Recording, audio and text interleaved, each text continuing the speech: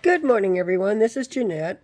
Today's video on the Brother 2340 cover stitch, I'm going to be covering an issue that's been posted in the last couple of weeks. And I think it's coming from newbies that just got their machine and are having issues with stitching.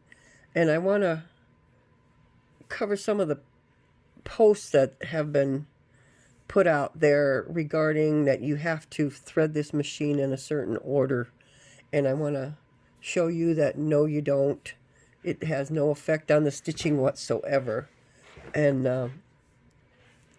I think some of the issues that you might be having are caused in other areas, and this machine is a very simple machine to thread. And I think there might be two areas that you're not doing that will cause stitching issues. And the first one would be, and I'm going to move the camera, is when you first start threading. When you come up here, these little knobs turn to the push to the right, and there's two discs in there. You have to have your thread seated down in between those discs. So when you first thread your machine, you need to push this to the side to open those discs and get the thread inside. Because if you're just coming in here and you're coming down and you're doing your threading, you're following the diagram on how to thread, and you're not opening it up, you're just having the thread sit on top, and that's not causing any tension on the thread that you need to go through all the way. So that's the first place you look, is up at the top, to make sure you have those discs, that the thread is down in between the discs. The other issue is, I think some of you might have twisted thread around your needles. And I'll show you how I avoid that at all cost. So with this, I'm going to show you that threading this machine in an order is not necessary. Even, if you follow the manual, you don't have to do that way. I've got my looper thread to this point, and I've got my needle threads right here. And what I'm going to do is I'm going to thread the looper first, then the right needle and the left needle, and I'm going to do a little stitch out. Then I will release all the threads back out to the points that I have them now. Then I'm going to go back in and I'm going to thread the left needle, the right needle, and the looper, and I'm going to show you it has no effect on the stitching. Okay? So, and that's one of the issues. Now, the second issue that people have been posting is having the presser foot up. On this machine, you do not, because having the foot up has nothing to do with releasing the tension on the thread. Those little levers on top is what controls the tension on this machine.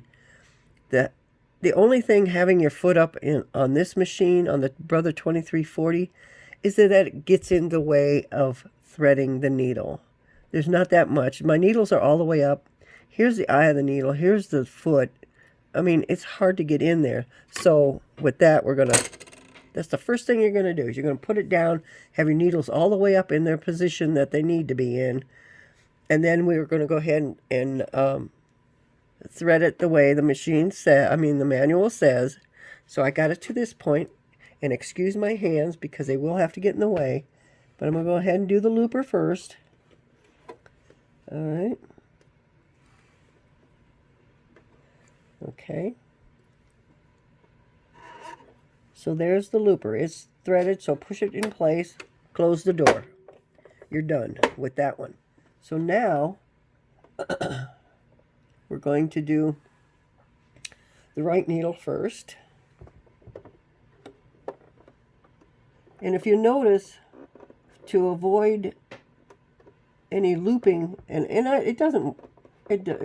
once in a while I'll get a loop behind but what I do is, in most of my videos, as you'll see, my finger is in the loop and I follow it all the way down to the needle. This way it avoids looping around to the back. But every once in a while I get, I do have it happen.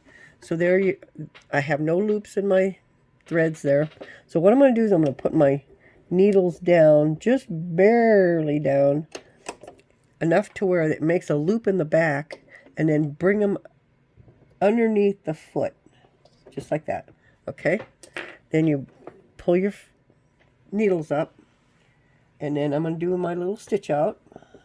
Okay? I'm doing double brush poly. I'm doing it on the back so you can see the stitches.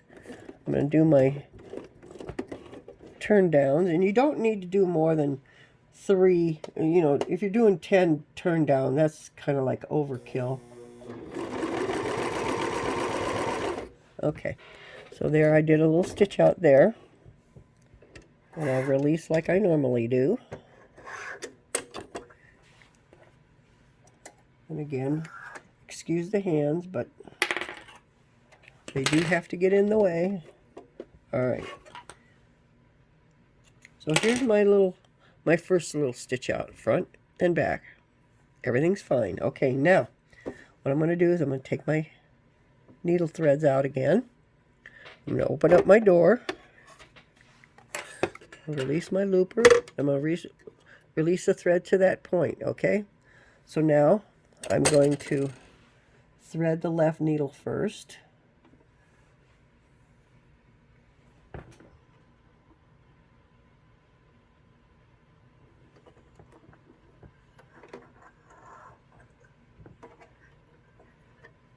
All right, there's that one. There's the right one.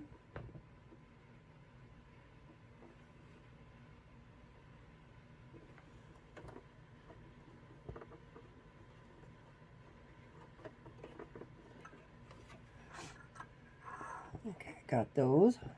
Now I'm going to do the looper.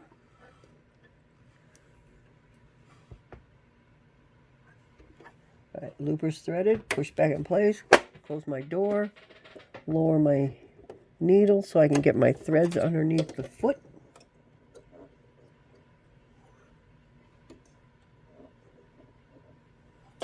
All right, so now they're both under there. Lift up my needle again. Now here's where I did the first stitch out. I'm just going to go below it. All right, do my turn downs. Okay, hold my threads. Okay, release like you normally do.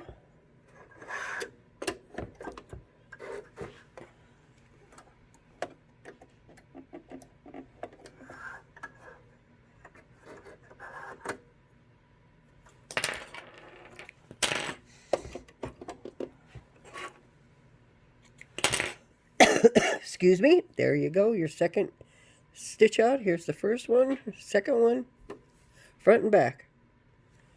There you go. You don't need to thread in any particular order, at least not on the cover stitch machine. Now on a serger you do, and only the loopers.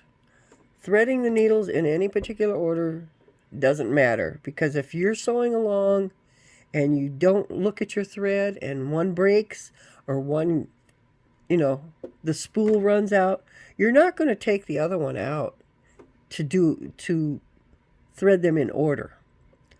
The loopers, on the other hand, on the serger, you have to do your lower looper first and then your upper looper, or you're going to have nasty stitching.